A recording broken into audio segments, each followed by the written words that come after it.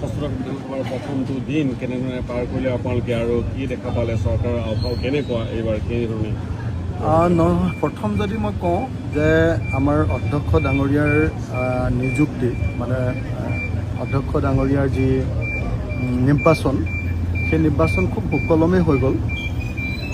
কিন্তু অধ্যক্ষ ডাঙৰীয়া নিৰ্বাচন সম্পৰ্কীয় যিখিনি বক্তব্য প্ৰকাশ হৈছে বিভিন্ন দল আৰু পাৰ্টীয়ে যিবিলাক কথা কৈছে, বিশেষকৈ মুখ্যমন্ত্ৰীয়ে কৈছে আৰু মুখ্যমন্ত্ৰীৰ পাছত অধ্যক্ষ ডাঙৰীয়াও যি বক্তব্য দাঙি ধৰিছে, তাৰ পৰা আমি অকণমান শংকিত হৈছোঁ যে বিধানসভাৰ অধ্যক্ষ ডাঙৰীয়াই তাৰমানে RSS আৰু BJPৰ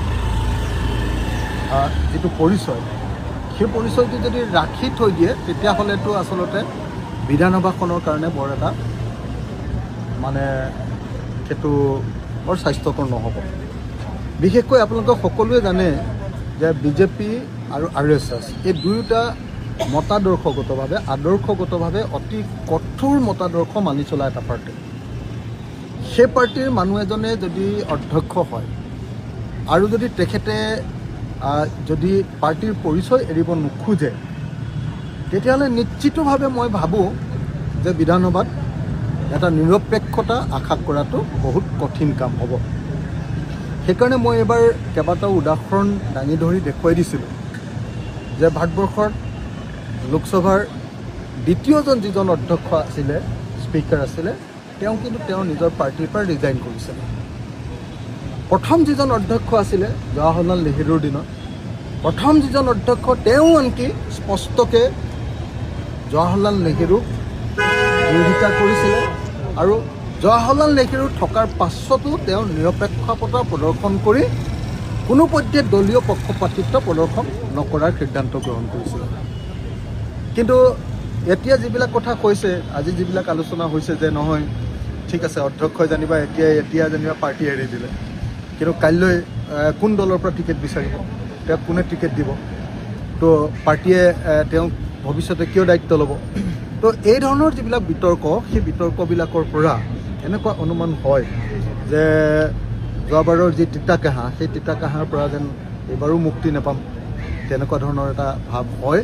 কিন্তু তাৰ পাছতো আশা প্ৰকাশ কৰিছোঁ যে ৰঞ্জিত দাস ডাঙৰীয়া বহুত অভিজ্ঞ এজন ৰাজনীতিক, তেখেতে মই ভাবোঁ যে একেবাৰে সৰু পৰ্যায়ৰ পৰা BJP কৰি অহা মানুহ, BJP একদম অৱস্থা বেয়া হৈ থকা অৱস্থাৰ পৰা BJP কৰি অহা মানুহ, বিৰোধী দলত বহি অহা মানুহ, তেখেতে নিশ্চিতভাৱে বিধানসভাৰ প্ৰকৃত নিৰপেক্ষতা বুজি উঠিব বুলি মই আশা প্ৰকাশ কৰোঁ। যোৱাবাৰ আটাইতকৈ বহিষ্কৃত বা সদনৰ পৰা উলিয়াই দিয়া বিধায়কগৰাকী আপুনি আছিলে, এইবাৰ কি সলনি হ'ব নে একেধৰণে থাকিব? মোৰতো ভূমিকা কেতিয়াও সলনি নহয়। আজিৰ পৰাই আচলতে ধৰ্ণা কাৰ্যসূচী ল'ম বুলিয়ে ভাবিছোঁ। তাৰপিছত আমাৰ আকৌ নতুন বিধায়কজন আহিলে, ই একেবাৰে নতুন। মই যদি অকলে লৈ দিওঁ তেতিয়াহ'লে দেখিবলৈ বেয়া হ'ব। আৰু লগত মই প্ৰথম অহা বিধায়কজনক লগত লৈ প্ৰথম দিনাই ধৰ্ণা দিবলৈ বেয়া পালোঁ। মোৰ কথাটো হ'ল যে এইবাৰ বিধানসভাত আচলতে আলোচনা হ'ব লাগিছিলে মূল্যবৃদ্ধিৰ বিষয়ে। মই ভাবিছিলোঁ যে ভাৰতবৰ্ষত যি অৰ্থনৈতিক সংকট আহিছে, ভাৰতবৰ্ষৰ মানুহৰ মাজত যি ক্ৰাইচিছ, ইকনমিক ক্ৰাইচিছ আহিছে, বস্তুৰ দাম বাঢ়িছে, কলেজীয়া ল'ৰা ছোৱালীয়ে 3000 টকাত এটা গেছ চিলিণ্ডাৰ কিনিবলগীয়া পৰিস্থিতিৰ সৃষ্টি হৈছে। সেই পৰিস্থিতিৰ বিষয়ে আলোচনা নকৰি প্ৰথম অধিৱেশনতে UCC কিয়? যি সময়ত আপোনালোকে নিজেই চাওক যে তামিলনাডুৰ মুখ্যমন্ত্ৰীজনে কৈছে যে আমাক নিট নালাগে, যিমান মেডিকেল চিট ওলাব আমাৰ তামিলনাডুৰ ল'ৰা ছোৱালীয়ে সেই চিট পাব লাগিব, আমাৰ পৰীক্ষা আমাৰ ইয়াত হ'ব লাগিব। অৰ্থাৎ ফেডাৰেলিজিমৰ কথা কৈছে, ৰাজ্যৰ অধিকাৰৰ কথা কৈছে। আমাৰজনে কি কৰিছে? আমাৰজনে আকৌ নাগপুৰ আৰু দিল্লীক তেল মাৰিবৰ কাৰণে পৃথিৱীৰ নাভুত নাচুত UCC নামৰ বিলখন আনিছে। তাৰ পৰা অসমৰ মানুহৰ একো উপকাৰ নহয়। হিন্দু মুছলমান কৰি BJPক তেল মাৰি তেওঁ অকল ওপৰ খাপলৈ যাব পাৰিব। গতিকে মই এনেকুৱা পৰিস্থিতিত আপোনালোকক মই এটাই কথা ক'ব খুজিছোঁ যে এইবাৰ বিধানসভাত মই আজিৰ পৰাই ধৰ্ণা দিব খুজিছিলোঁ, আজিৰ পৰাই মাত মাতিব খুজিছিলোঁ যে আমাক মূল্যবৃদ্ধিৰ বিৰুদ্ধে কথা ক'ব লাগে, আমাক মূল্যবৃদ্ধিৰ বিৰুদ্ধে বিধেয়ক আনিব লাগে, আমাৰ মূল্যবৃদ্ধিৰ বিৰুদ্ধে মানুহে মাত মাতিবলৈ পাব লাগে।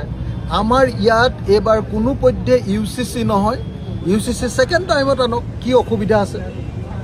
হিন্দু মুছলমান ৰাজনীতি তেওঁলোকে ভৱিষ্যতে কৰক, কিন্তু প্ৰথমখন অধিৱেশনতে হিন্দু মুছলমানৰ ৰাজনীতি কৰি, ধৰ্মীয় মৌলবাদী ৰাজনীতি কৰি জনগণৰ প্ৰকৃত সমস্যা, অৰ্থনৈতিক সমস্যাক আঁতৰ কৰাটো কেতিয়াও আমি মানি ল'ব পৰা নাই। Thank U.